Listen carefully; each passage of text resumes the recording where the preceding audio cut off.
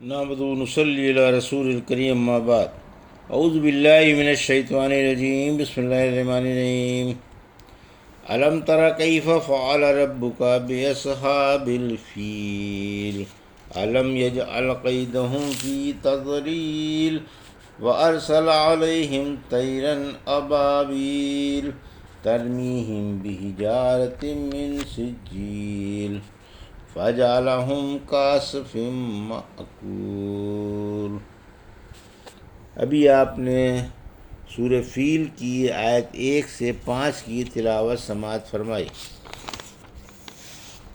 بترتیب مصحف یہ 105ویں اور بترتیب نزول 19ویں اور مکی سورہ ہے۔ اس میں 5 آیتیں اور 1 رکوع۔ پیش ہے ان آیتوں کا ترجمہ اور تفسیر ابن کثیر سے۔ بسم اللہ الرحمن الرحیم۔ الم تر کیف فعل ربک باصحاب الفیل آیت 1، الم یجعل کیدہم فی تضلیل آیت 2، وارسل علیہم طیرا ابابیل آیت 3، ترمیہم بحجارۃ من سجیل آیت 4، فجعلہم کعصف مأکول آیت 5۔ ترجمہ: میں اللہ کے نام سے شروع کرتا ہوں جو بڑا ہی مہربان و شفیق ہے۔ کیا آپ نے دیکھا نہیں کہ آپ کے رب نے ہاتھی والوں کے ساتھ کیا کیا؟ ان کی تدبیر خاک میں نہیں ملا دی اور ان پر پرندوں کے جھنڈ بھیج دیے جو ان پر کنکر والے پتھر برسا رہے تھے۔ پھر اللہ نے انہیں چبائے ہوئے بھوسے کی طرح کر کے چھوڑ دیا۔ یہ تھا ترجمہ سورہ فیل کی آیت 1 سے 5 کا۔ تفسیر آیت 1 سے 4۔ اہل قریش پر اللہ کا ایک خاص و مشہور احسان عظیم۔ یوں تو قریش پر اللہ کے بڑے بڑے احسانات تھے ہی، لیکن یہ ایک عظیم احسان تھا جسے ان کا بچہ بچہ بھی جانتا تھا کہ اللہ نے ان کے شہر سے دشمن کو پسپا کر کے بھگا دیا تھا اور کسی کے نکسیر بھی نہیں پھوٹی تھی۔ یہ تھا ابرہہ کا لشکر جو بیت اللہ کو ڈھانے کی نیت سے آیا تھا۔ اللہ نے ان گندوں کو تباہ کر دیا، ان کی ناکیں کٹ گئیں، ذلیل ہو کر رہ گئے، کوششیں رائیگاں گئیں اور محنت برباد ہوئی۔ یہ عیسائی تھے، لیکن اس وقت ان کے دین کی حالت زار قریشی مشرکوں کے قریب تھی، اور ان کی شکست خاتم الانبیاء کی آمد کا پیش خیمہ تھی، کیونکہ آپ اسی سال پیدا ہوئے جیسا کہ مشہور قول ہے۔ گویا قدرت زبان حال سے پکار کر کہہ رہی تھی کہ اے قریشیو، ہم نے تمہیں حبشیوں پر اس لیے فتح نہیں دی کہ تم ان سے اچھے ہو، بلکہ ہماری غرض بیت اللہ کی حفاظت ہے، جس کی بزرگی کو ایک امی نبی کی باسط سے 4 چاند لگنے والے ہیں، اور جس کی عظمت و توقیر رحمت للعالمین سے نکھرنے والی ہے۔ آیت 5۔ یعنی اللہ نے انہیں خاک میں ملا دیا، خیر و برکت سے محروم ہو گئے، اکثر تو وہیں ڈھیر ہو کر رہ گئے، ان کی کوئی خبر دینے والا بھی نہیں رہا، اور بعض مجروح ہو کر جوں توں کر کے یمن پہنچ گئے، اور یمن میں لقمہ نہنگ اجل ہو گئے۔ ابرہہ جب اپنے شہر صنعاء میں پہنچا تو لوگوں سے سارا واقعہ بیان کیا، پھر دل کے پھٹنے سے اس کی موت ہوئی۔ اس کے بعد اس کا بیٹا یکسوم اور اس کے بعد اس کا بھائی مسروق والی سلطنت ہوا۔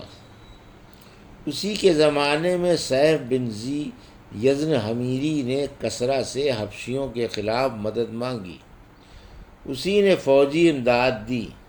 سیف نے چڑھائی کی، مسروق کو شکست ہوئی، اور پھر یمن حمیروں کے قبضے میں آ گیا۔ سیف کے پاس مبارکبادی کے لیے جگہ جگہ سے وفد آئے۔ سورہ فتح میں بیان کر چکے ہیں کہ جب رحمت عالم صلی اللہ علیہ وسلم صلح حدیبیہ کے دن اس ٹیلے پر چڑھے جس سے اتر کر آپ قریشیوں کے پاس جانے والے تھے تو اونٹنی بیٹھ گئی۔ لوگوں نے اسے ڈانٹ کر ہر چند اٹھانا چاہا مگر نہیں اٹھی۔ لوگ سمجھے شاید تھک گئی ہے۔ فرمایا نہ تھکی اور نہ اس کے بیٹھنے کی عادت ہے، اسے اللہ نے روک لیا ہے جس نے ہاتھی کو روک لیا تھا۔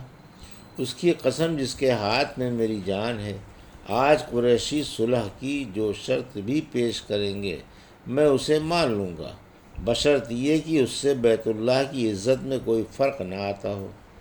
پھر آپ نے اونٹنی کو ڈانٹا، وہ فوراً کھڑی ہو گئی۔ ایک حدیث میں ہے اللہ نے مکے سے ہاتھی روک لیا تھا اور اس پر اپنے رسول اور مسلمانوں کو غالب فرما دیا تھا۔ یاد رکھو آج بھی اس کی وہی حرمت لوٹ آئی جو کل تھی۔ خبردار ہر موجود غیر موجود کو یہ خبر پہنچا دے۔ الحمدللہ سورہ فیل کی تفسیر تمام ہوئی۔ بسم اللہ الرحمن الرحیم۔ لإیلاف قریش ایلافہم رحلۃ الشتاء والصیف فلیعبدوا رب ھذا البیت الذی اطعمہم من جوع وآمنہم من خوف۔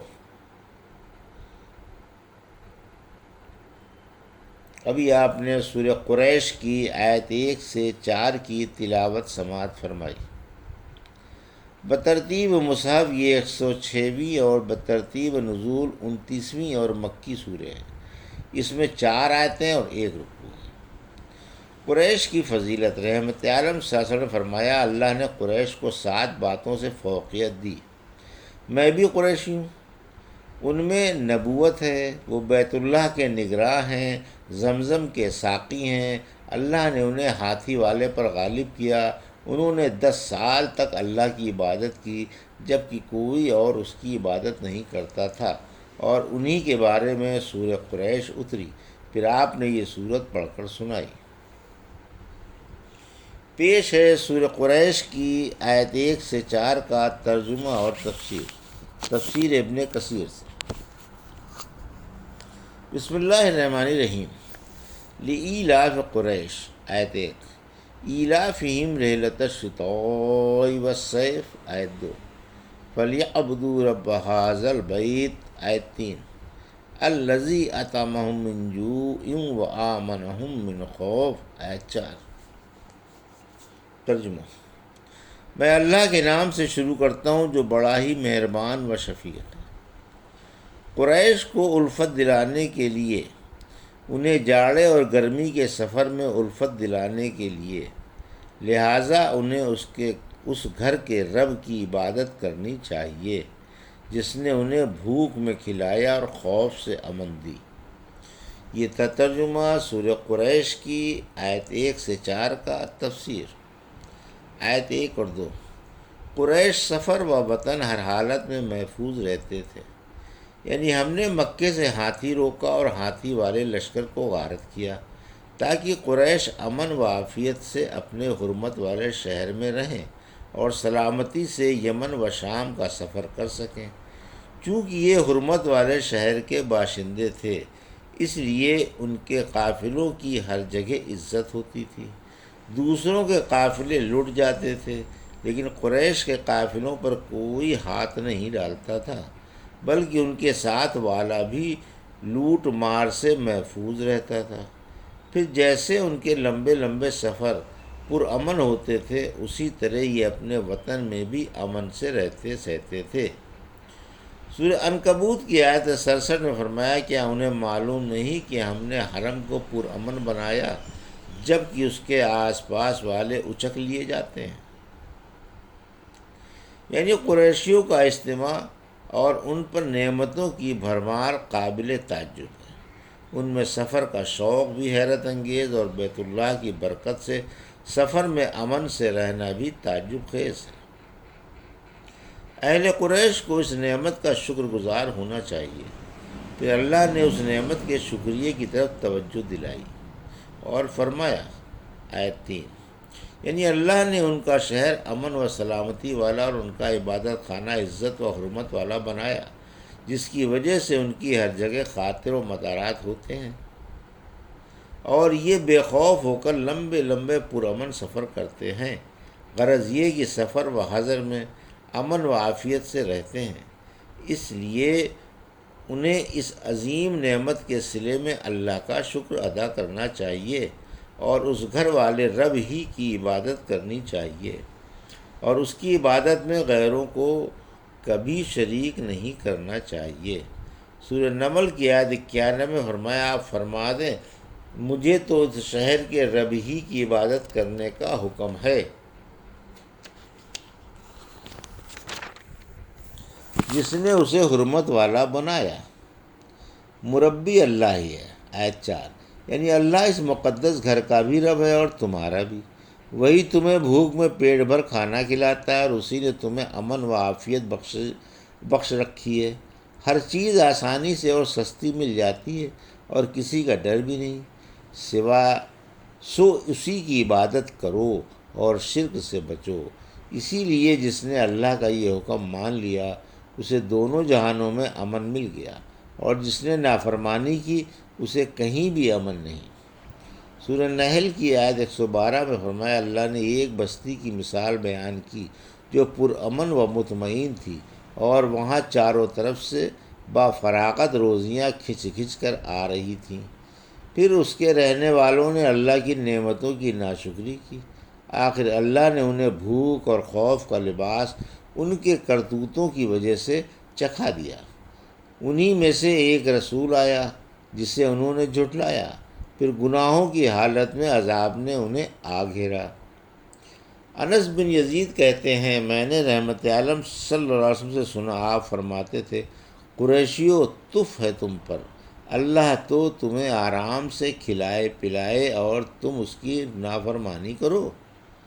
سورہ قریش پڑھ کر فرمایا، قریشیو اللہ تم پر رحم فرمائے، اس گھر کے رب کی عبادت کرو جو تمہیں آرام سے بافراغت کھلاتا پلاتا ہے اور امن و عافیت سے رکھتا ہے۔ تمہارا سفر بھی پرامن ہوتا ہے اور حضر بھی، تمہیں کہیں بھی کسی کا ڈر نہیں، جبکہ دنیا میں آگ کے شعلے بھڑک رہے ہوں۔